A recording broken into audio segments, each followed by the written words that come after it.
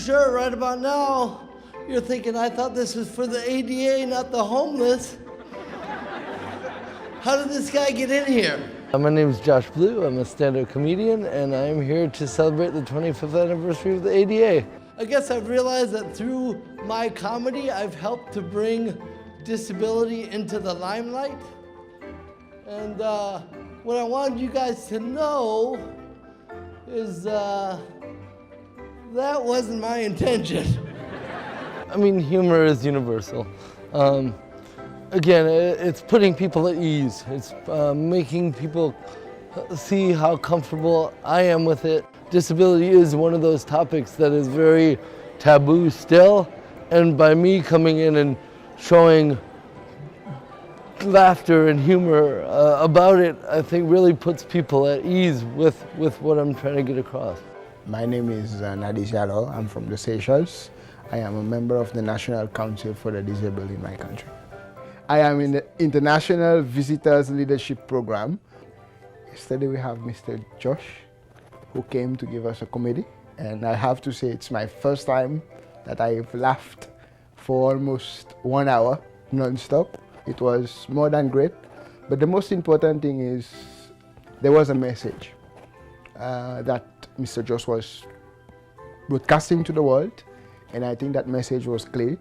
Is participation, inclusion of disabled person across the board and across the world.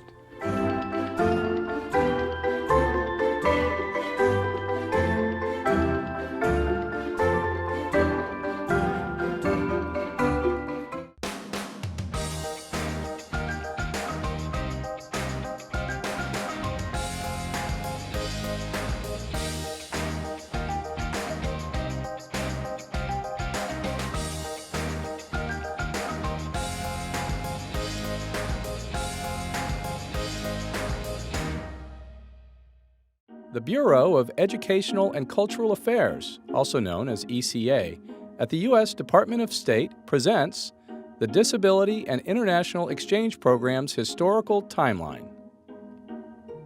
In 1955, the first known ECA program participant with a disability, Fulbright student Davis Duty, who is blind, studies in the United Kingdom. Duty pauses for a picture with Senator J. William Fulbright.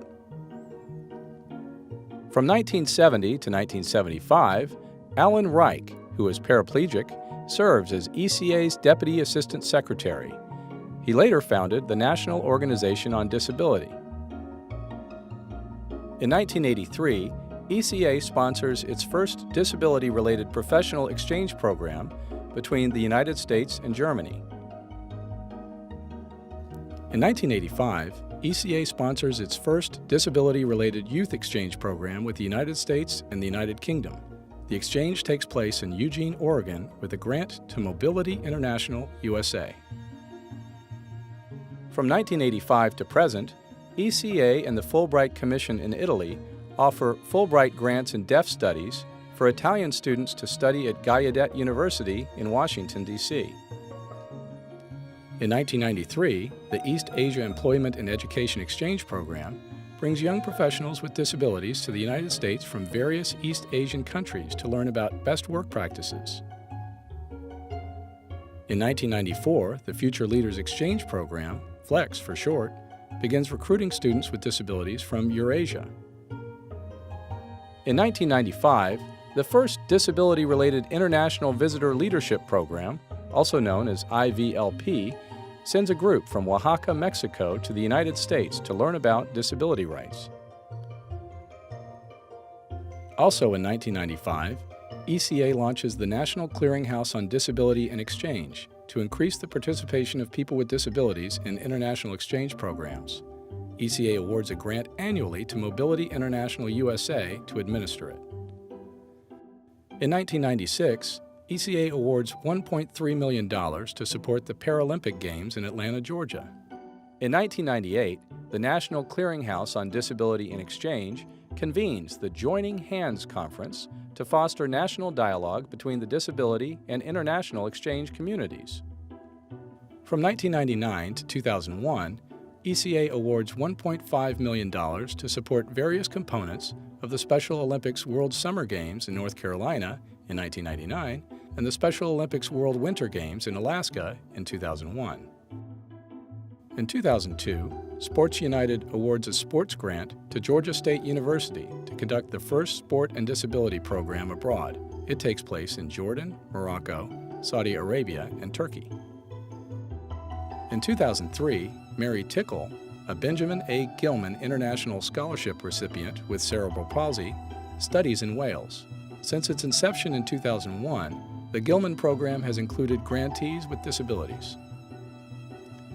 In 2005, the National Clearinghouse on Disability and Exchange publishes Survival Strategies for Going Abroad, a Guide for People with Disabilities by Laura Hershey. In 2006, the Youth Exchange and Study, or YES, program, which recruits students from countries with significant Muslim populations, begins including students with disabilities.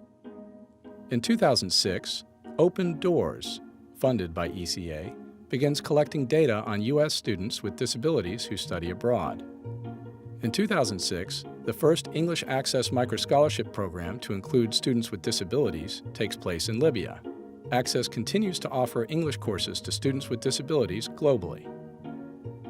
In 2009, the National Clearinghouse on Disability and Exchange produces a special edition of the A World Awaits You journal, also known as AWAY. This edition highlights a selection of ECA's grantees with disabilities. In 2012, Dance Motion USA facilitates dance workshops with disabled youth during the Trey McIntyre Project tour of Vietnam and South Korea. In 2013, the Empower program connects disability leaders from over 20 countries through a series of exchanges aimed at promoting inclusive communities. Also in 2013, a Museums Connect program called Empower Parents links Queens Museum in New York with the ICO Museum in Madrid, Spain, to design cross-cultural programs that empower parents of children with autism. In the summer of 2014, Stella Young, a renowned Australian comedian, journalist, and disability rights advocate, travels throughout the United States on an IVLP to learn about disability rights. Stella Young passed away in December 2014, but her legacy continues to inspire. In 2014, Mandela Washington Fellow for Young African Leaders, R.T. Bertoni, who is blind, advocates for rights with persons with disabilities in Mauritius by developing a workshop on technology and accessibility. In December 2014, ECA and the National Clearinghouse on Disability in Exchange conducts a day-long training workshop for ECA staff on Disability in Exchange program management. In 2015, a delegation of 7 Mongolian disability rights advocates, including the Minister of Population and Development and members of Parliament, visit the United States on a Professional Fellows on-Demand program to learn about the Americans with Disabilities Act. In May 2015, 60 foreign Fulbright students traveled to Berkeley, California to explore disability rights by participating in a Fulbright enrichment seminar entitled U.S. Disability Rights, 25 Years of the Americans with Disabilities Act and Beyond. And in July 2015, ECA is proud to celebrate the 25th anniversary of the signing of the Americans with Disabilities Act of 1990. ECA is committed to including people with disabilities as exchange program participants and to advancing disability rights in the United States and abroad. Check out exchanges.state.gov to find an international exchange program for you. Join our conversation on social media with hashtag ADA25. Follow us on Twitter at ECA at State, like our Facebook page, Exchange Programs at State, and check out pictures of our programs on Instagram at Exchange Our World. Thanks for being a part of ECA's International Exchange Program community.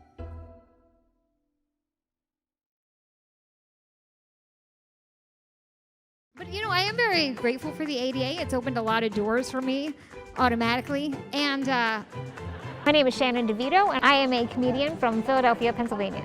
Disability isn't often talked about when you talk about different civil rights issues. I think it is really important to use comedy when you talk about disability because it kind of breaks that barrier down. Everyone loves to laugh and everyone has that kind of common bond. Hello, my name is Judy Human. I'm the Special Advisor for International Disability Rights at the U.S. Department of State. Many of our embassies and consulates are having viewing parties so that people can see the performance live. For me, comedy is a great medium to discuss disability. Comedy makes you laugh, comedy makes you think. I do think that people take my disability very seriously, and I do not. I joke about it all the time. State Department has been supporting bringing disabled people from all over the world to come to the United States through its International Visitors Leadership Program. We have 53 disabled people from countries in every region. I think it's one perfect method for other countries, probably, or other person with disabilities to blend art with their disabilities to pass the message across so that it becomes a tool of awareness.